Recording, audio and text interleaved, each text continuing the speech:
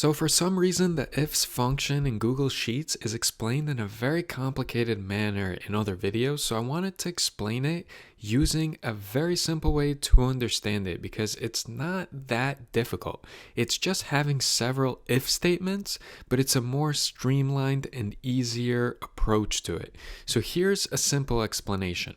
So right now, these are the sponsorship amounts that I will be receiving from these companies. And I have a few statements here. I want to say that if this field is blank, say no amount specified in the referral bonus. If it's between $0 and $15,000, state $0. If it's between $15,000 and $50,000, state $500. If it's between $50,000 and $100,000, state $1,000. And if it's over $100,000, the value should be $5,000. So we can't simply do this with the if function that I covered in the previous video. So how would we accomplish this with the ifs function? So I'll type it out in this function bar here so that you could see it easier.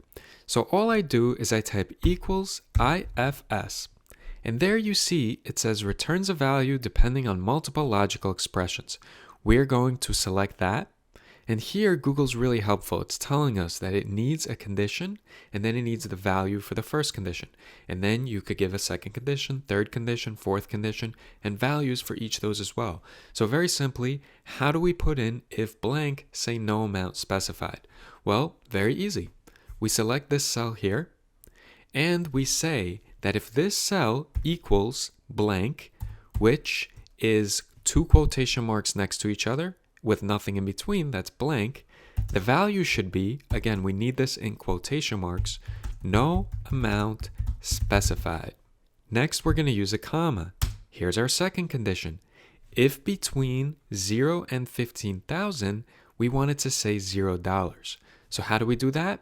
Simply, we just again select this cell and we say less than or equal to 15,000. Now remember, do not use a comma before the zeros, otherwise it's going to think that you're moving on to the value. So the value is going to be $0. The next condition is if between 15,000 and 50,000, it's going to be $500.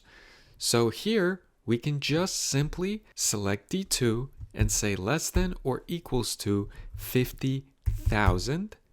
And again, we don't have to worry about, well, what if it's 10,000? Well, this statement would have been true and it would have already outputted the 0.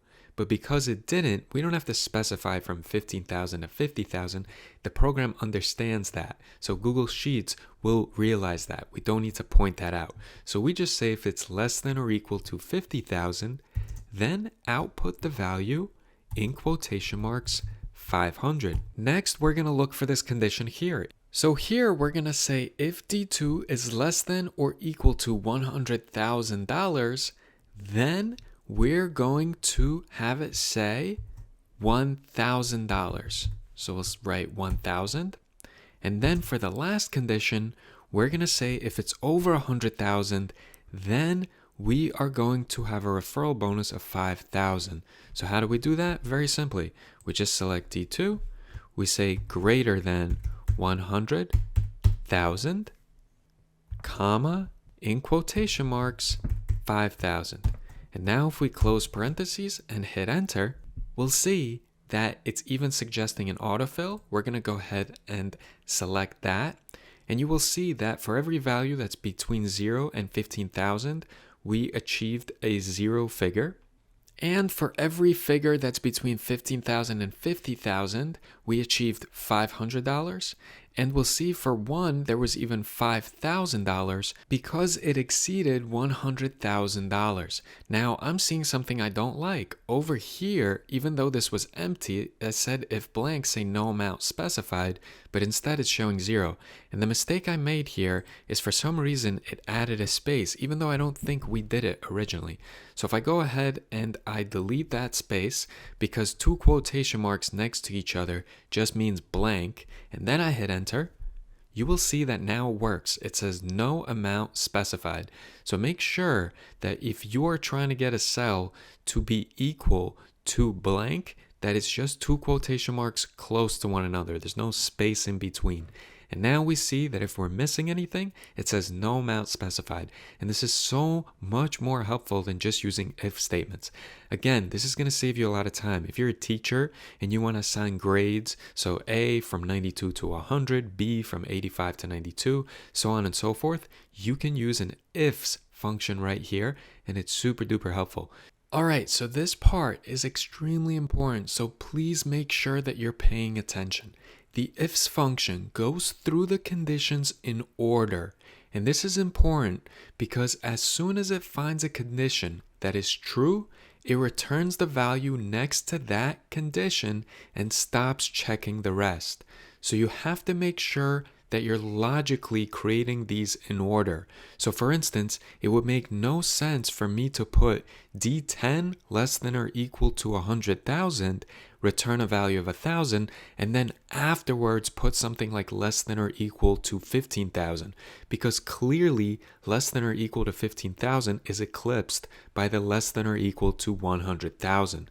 So it's really, really important that you understand that the way ifs work is that it scans this, and if this condition is true, it's going to output this. If it's not true, it's going to the next one, so on and so forth.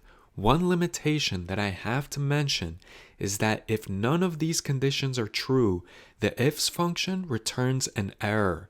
So to handle this, we have to ensure that all cases are covered in your conditions. I cannot stress this enough. So I hope you guys learned something today. If you did, help me out. Leave me a like, comment, subscribe, and I'm going to be burrowing even deeper into Google Sheets, so plenty more of helpful tutorials to come.